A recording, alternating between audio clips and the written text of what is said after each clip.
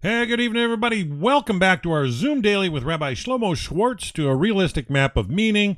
We're winding down slowly to the end of his notes on the laws of charity. Beautiful, beautiful, interesting material.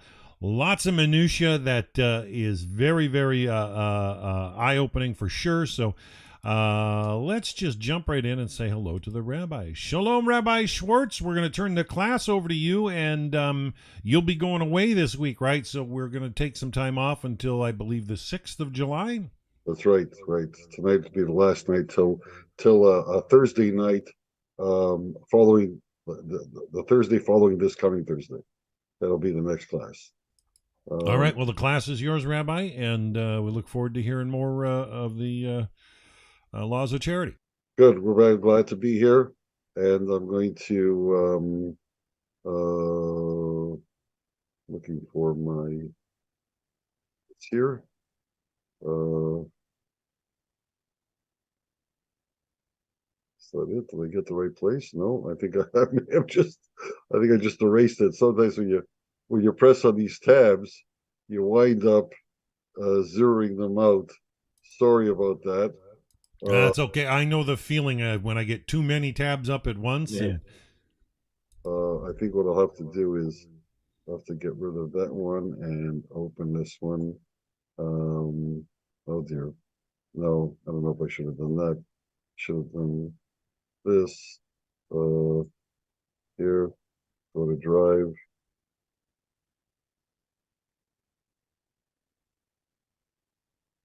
There it is.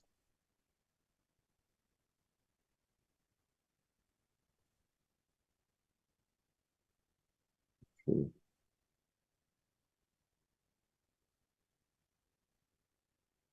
And according to my notes, my marker anyways, we finished off at the last, yeah, okay, good.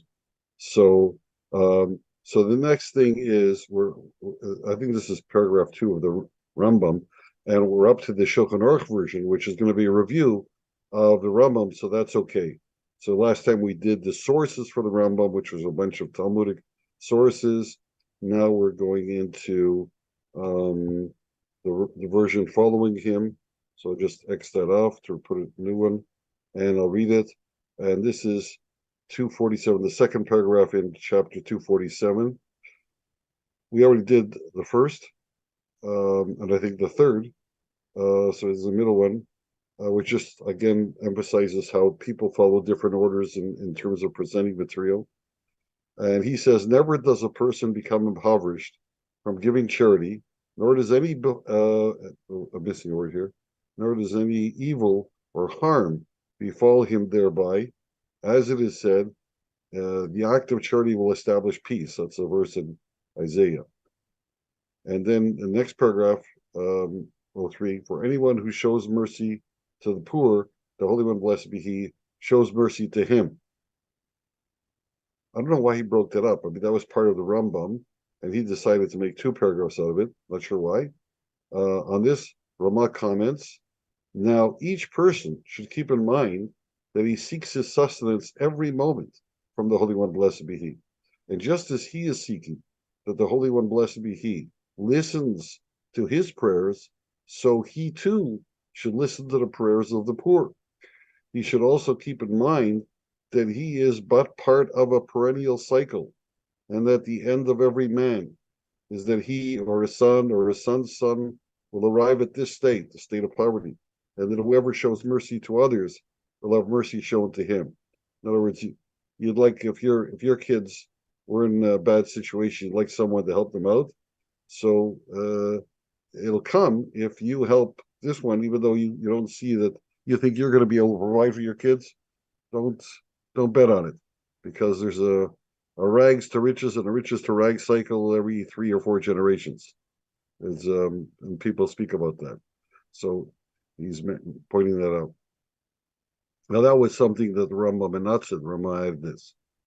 My notes are that Rambam's concluding statements in this paragraph are a stirring plea for brotherly compassion. So much so that they appear striking in their departure from his normally rational tones. Usually he's just telling you the way it is. In fact, they may be so out of character that they are problematic, especially since they do not seem to be based on a Talmudic source. I couldn't find any Talmudic source for it, so he just pulled it out of a hat. When Rambam chooses to say, "To whom shall the poor of Israel lift up their eyes?" he simultaneously evokes and denies the famous passage, "I lift up my eyes to the mountains, from where will come my help?" Psalm 121, which is often quoted when we're looking for help from the Almighty. So he's saying, "Who shall they look up their eyes except to you?" But we say, no, we're looking up to God. Well, it may be true that the poor look most immediately to their brethren, and this image creates a strong emotional message. As a philosophical argument, it is weak in comparison to what we might expect from Rambam. Perhaps we should interpret these sentences not as a separate last statement, but as a continuation of the proof to the preceding thought that those who do demonstrate hard-heartedness are suspect as to their true lineage. He's not giving you a new thought. He just, like your whole lineage. Are you part of the people that follow the Torah, that keep the mitzvahs, part of Israel? That we have a reputation for being charitable and kind and compassionate. And if you're not, then you're not part of us. So going on to paragraph 3, whoever hides his eyes from giving charity is called a belial. Now, this is a Hebrew word that I didn't want to translate because I wanted to, and it's not hyphenated. I hyphenated to show you the two parts. Yael is from the word al, which means on something, and it's part of the name of Israel's airline, El Al, which is two going above. Al, the second part is just the al part. It means high or on top of. So El Al means going to on high. The airplane's going on high. Belial means without any, basically means without redeeming features, without anything being on top, any superiority. So whoever hides his eyes giving charity is called belial, someone without anything superior about them. In the same manner as idol worshippers are called belial, they have the same title. About idol worshippers, and I was going to prove it. About idol worshippers, it says, "The men who were the sons of Belial went out." That's a verse in Deuteronomy. It's talking clearly there in the passage. You look it up, you'll see it's talking about idol worshippers. They were trying to convince other people to worship the idols. And of one who hides his eyes from charity, it says, "Watch yourself, lest there be a thing of Belial in your heart." Deuteronomy 15:9. So in the same book, but 2 chapters later, it again uses the same term, but this time talking about people who turn away from beggars. So they are also called Belial. Furthermore, he is called a wicked person, not only without merit, so to speak, but he's also called wicked. The merciful of the wicked are hard-hearted. Even the merciful of the wicked are hard-hearted. He is also called a sinner, and as it is written, he calls about you to God, and the sin will be in you. Talking there, so there's in Proverbs and in Deuteronomy, it's talking about people that are calling out to God, so somebody's not listening to them. The Holy One, blessed be he, or blessed is he, is close to the cries of the poor, as it is written, "You hear the cries of the poor." Similar to Job 34:28, but no exact source found. That's my note. Usually, when he quotes "as it is written," if he says that word, it's one Hebrew word, shenemar, "as it is written," that's usually the word before a quote. But that there's no exact quote like that. It's very close to a verse in Job, but not exactly. So they point it out, and it's strange. It's kind of weird to find him saying that when it's not an exact quote. Therefore, and there's always the possibility, by the way, I might add that some of the text became corrupted, or suspect that do we have the exact version.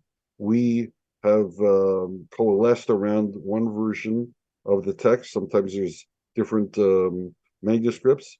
So we rely on the fact that if the majority of manuscripts say it one way, so that's probably the right way. But Rambam may have had another version, and that's why he's saying that's the quote.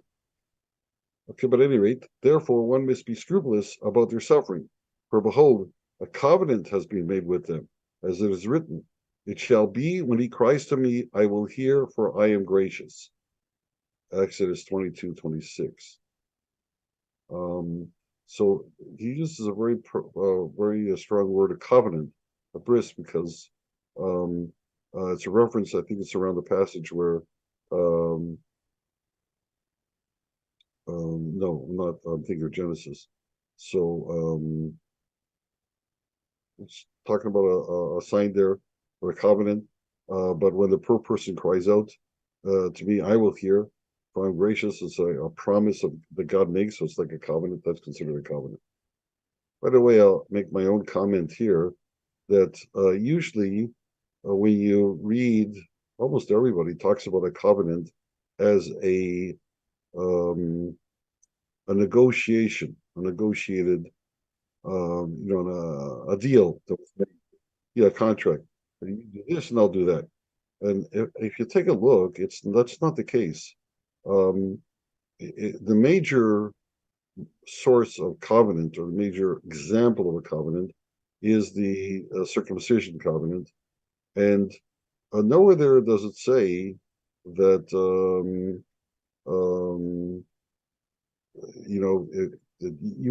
you have to do this in order for me to do that. It's more really like God saying, this is going to be the deal between us, and as a mark of it, you're going to cut your flesh. But it's not really, they're not negotiating. God just says this is the way it is, and you're going to make a sign of it. And there are other cases in the Torah where there is a negotiation. I'm thinking mostly of when they were on the verge of entering the land after 40 years in the wilderness, and 2.5 tribes approached Moshe and said, hey, we'd rather stay where we are. We got a lot of sheep, and this land is very good for sheep. We just like to stay here. So Moshe negotiates with them and says, okay, well, you're turning your head on Israel. You're gonna let everybody else go and fight, and you're gonna stay here. That's not right. So he said, no, we'll go up with them, and we'll be there 7 years, conquering land. And when everything's done, then we'll come back here, and we'll leave our kids here with our wives, and we'll go and fight, and so on. So they negotiate a settlement that you'll do this, and then we'll allow you to do this, and you can take over the land and be part of Israel, and so on. And nowhere in that whole discussion is the word for a covenant, the bris, ever mentioned. So it was a negotiation, but it wasn't a bris. So that's just my aside. Okay, so Baba Basra in the Torts, Rabbi Yeshua ben Korcha says, whoever turns away his eyes from one who appeals for charity is considered as if he were serving idols. You're not a worshiper. You're turning your way around. It is written in one place, beware that there be not a base thought in your heart. Now, this is the translation of that Belial. This is one translation of that Belial, that they're translating here as a base thought in your heart. And in another place, certain base fellows are gone out. You see, it's not an exact translation because it's a different phrase, but the Hebrew word was the same, Belial.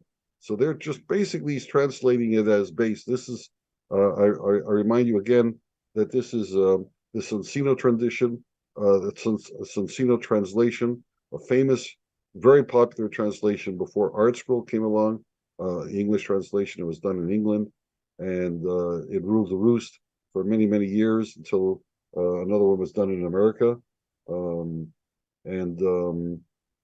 that's all that was there at the time that I wrote this, so that's what I used, and that's the translation.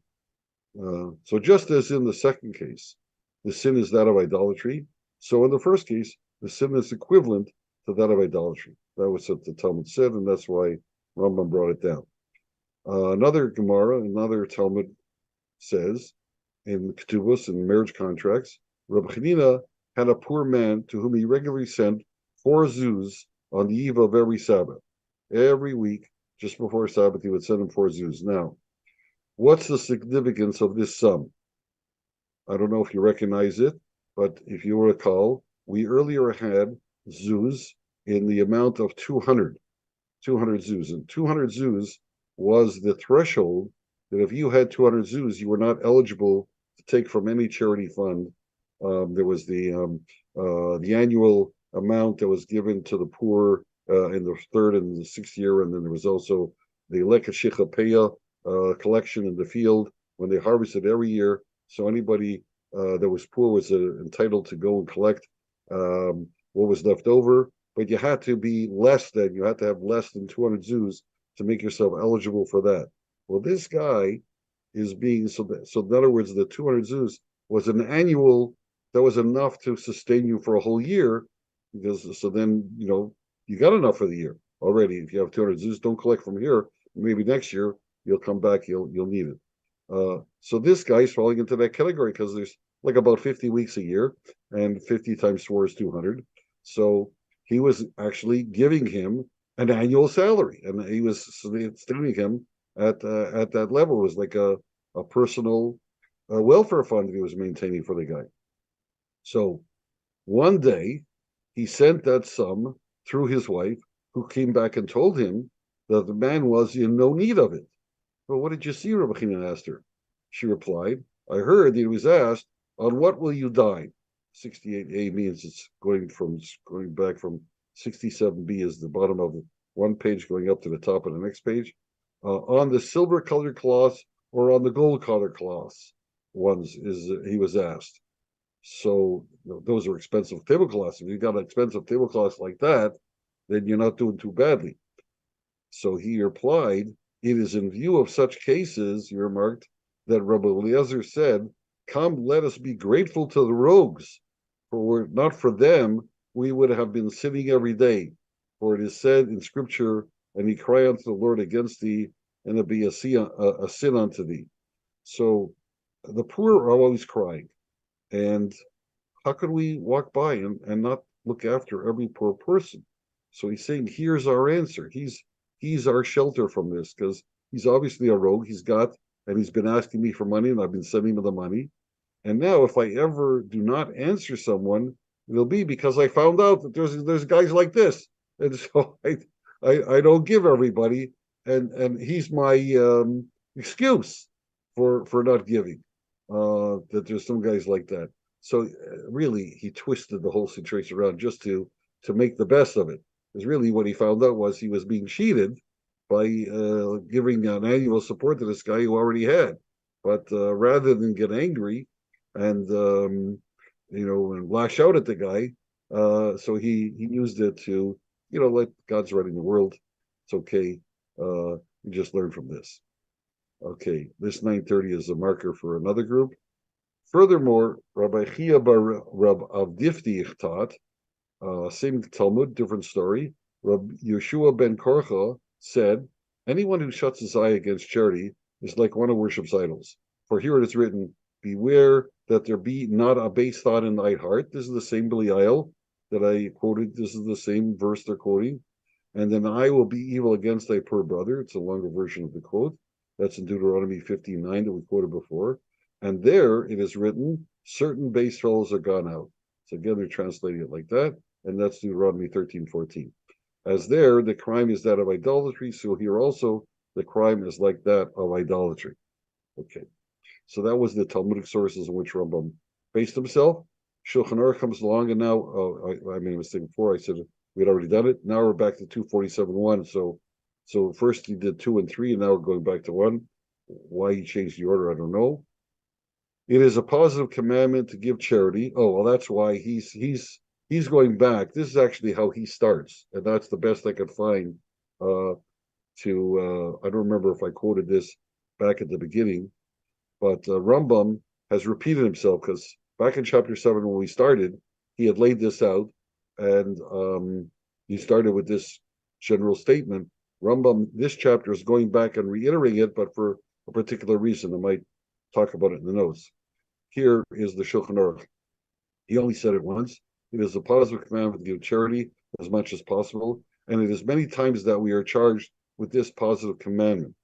So, as much as possible is really sort of echoing the thoughts here, whereas the commandment to give charity is echoing the thought that the Rambam started with. What's the baseline of the instruction, of the charity instruction? He continues, there is also a prohibition from hiding one's eyes from it. As it is said, do not harden your heart and do not close your hand from your impoverished brother. This is exactly how the Rambam started back in chapter 7. Whoever does hide his eyes from it is called a worthless person, and it is as if he worshipped idols. Furthermore, one should be extremely punctilious, for it is possible to cause bloodshed in that the pauper seeking assistance may die if one does not provide assistance immediately, such as what happened in the incident with Nachum Ish Gamzu. I don't think I'm going to bring down the Talmud. I didn't bring down the Talmud. This is a story in the Talmud. I'll tell you what it is. I think it was related earlier, but to remind you, there was this fellow Nachum Ish Gamzu. Now, is a long name. Ish Gamzu is a meaning. The man who always said also this, and what he always said. His first name was Nachum, and what he always said was, this also is for the best. In other words, whatever happened to him, he said, this too is for the best. He viewed everything that happened to him as divinely ordained, God's arranging life, which everybody should realize, but he was particularly cognizant of it. And so there's a story, there's stories about him that, terrible things happened to him, and he said, he just sloughed it off, says, this for the best, for the best, for the best. And then, as it turns out, as the story progressed, actually it turned out that all his misfortunes were actually designed to save him from a band of marauding robbers that were going through and killing everybody. He was saved because he didn't have a light, he didn't have a horse or a donkey, or a whole story. At any rate, the story of this one that's being referred to is that he once came from a trip, and he just got home, and his donkey was laden with goods. And just as he was unharnessing the donkey, a poor person approached him and said, can you give me something to eat? So he says, sure. Just wait, I'll undo the donkey and I'll give you. Well, it took 15 minutes to undo the donkey, whatever. The guy died. He didn't realize that he was deathly ill, or that hungry, and he died. And he was really upset that he didn't respond right away. And so this became the iconic incident to show you that when someone asks for food, you don't dally. The food you give right away. Anything else you can maybe take a time, but food, somebody says they need food, you give them right away. So it's a famous incident because of the really felt bad that happened to him, and he asked why that happened to him, so on. So there's a whole story that goes on, but that's what they bring down, is that you could be. I mean, it's a very traumatic experience to have somebody die on your watch, even if you had, it was totally beyond your control, or you have no idea.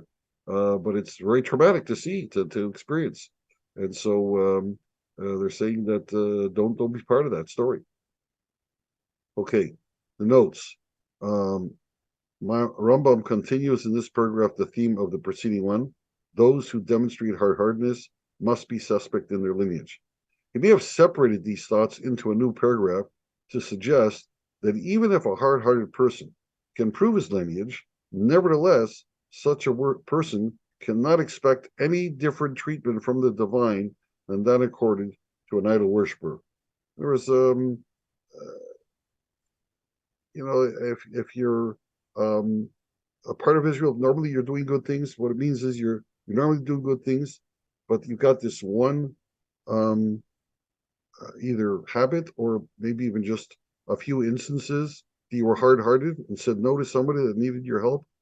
You just lost the normal graciousness that God gives to people who are doing good. Just get it back in the same kind. So it's really something to watch out for. Okay, paragraph 4. Whoever gives charity with a scowl or with a downcast look to a needy person even if he gives him 1,000 gold coins, loses his merit for the action. Instead, he should make his donation with a pleasant countenance and enjoy and commiserate with him on his ill fortune. For it is written, Did I not weep for him that was hard pressed by misfortune? Was not my soul grieved for the needy?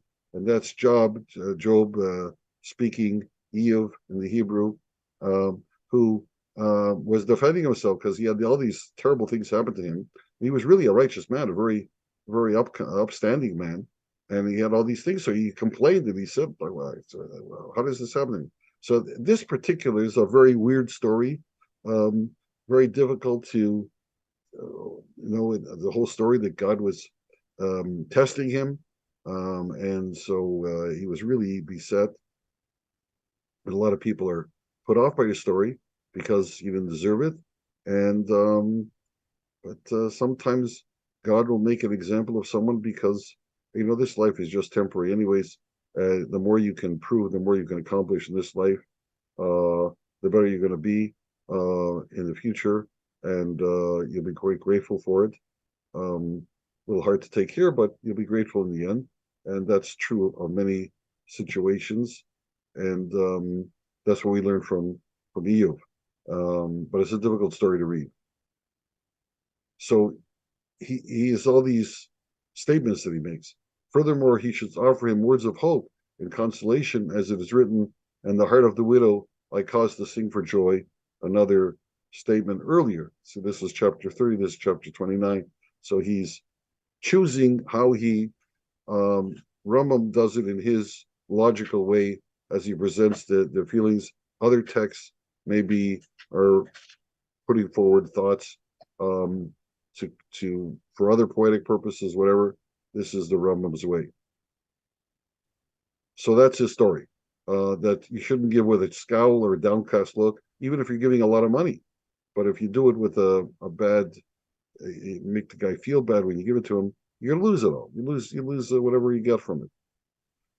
Shulchan Aruch says one should give charity with a pleasant countenance, in joy and good faith. He should commiserate with the pauper in his misery and speak words of comfort to him. If he gives with a scowl or evil countenance, he loses his merit. And the note is in paragraph 7 through 14 below. I'm coming up to that, and we'll do this next time.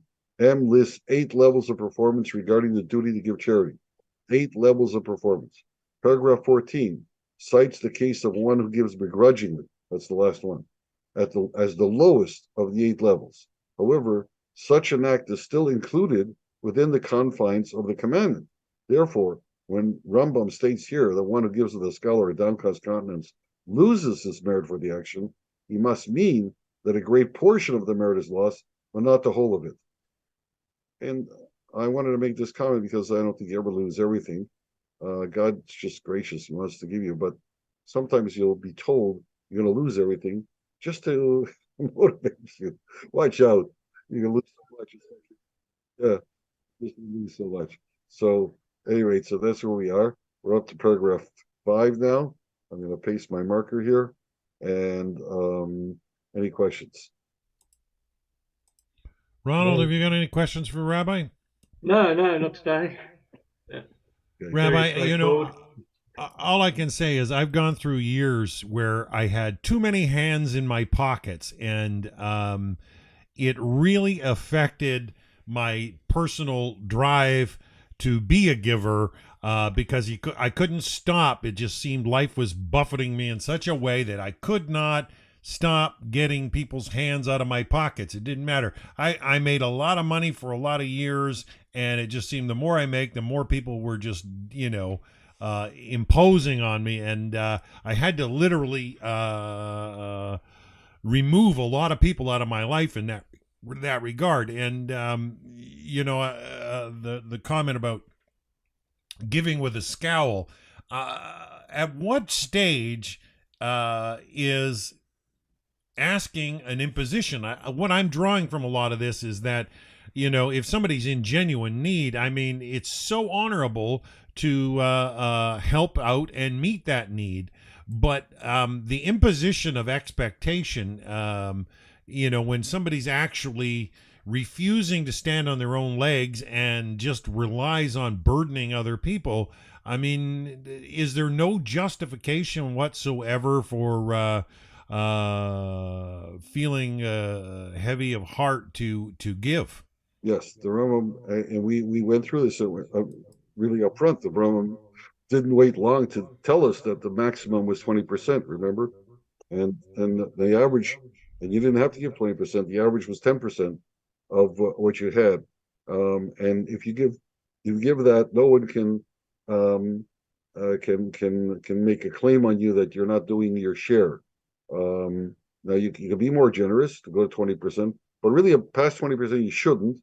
Is the way he left it, and you have to understand that you're not in charge of the world. You're in charge of yourself, and you have if you have the ability, so you have a certain budget, you can have a certain spectrum on which you can operate, but don't go beyond that spectrum, and don't feel that you're falling short. You're doing what you have to do, and the rest is up to God. But when you give a small amount, they come and ask you, I just don't have. But you give. My point is like a pack of wolves. Like if a wolf finds or a fox, if they get in the hen house, they're going to come back for more. If you are dignified in the way you handle it, not that you feel you're not responding out of that you just can't you can't stand to see them and want. You're responding in that given just to get rid of them. No, you are responding with I have enough to give someone in need, and this is what I have to give, and I've given it. I'm sorry, it's off my budget now. I can buy a cup of coffee, or I can, but mostly it's the genuine. I care for you. I'm sorry to hear you're in this situation. I just don't have. And right. The one lesson you shared, don't leave them empty-handed. Yeah. You have to know that you've done your share, and not feel guilty that you're not giving another person, even though you have, you could have $10,000 in the bank right now, unencumbered, not invested, just cash in the bank, but you gave your share. So that's your money. You don't have to spend. You have to save it. You have to invest it. You have to do. There's things you got to do with it too. You have to look after yourself. So you need these rules to give you the fortitude to be able to say, this is what I can do, and past I cannot do. And I should not do. Now, if you're very wealthy, extremely wealthy, you just have no use for the money at all, so then you can give more than 20%. But nobody at this table is, that's smart. Well, thanks for sharing that, Rabbi. So we're going to be taking some time off because the Rabbi's going away there. We wish you safe travels wherever Hashem is taking you, Rabbi. And we appreciate this class. So we will be back on the 6th, Thursday, the 6th of July for more more Zoom Daily with Rabbi Shlomo Schwartz. So till then, have a wonderful, wonderful week, everybody. Bye for now. You will.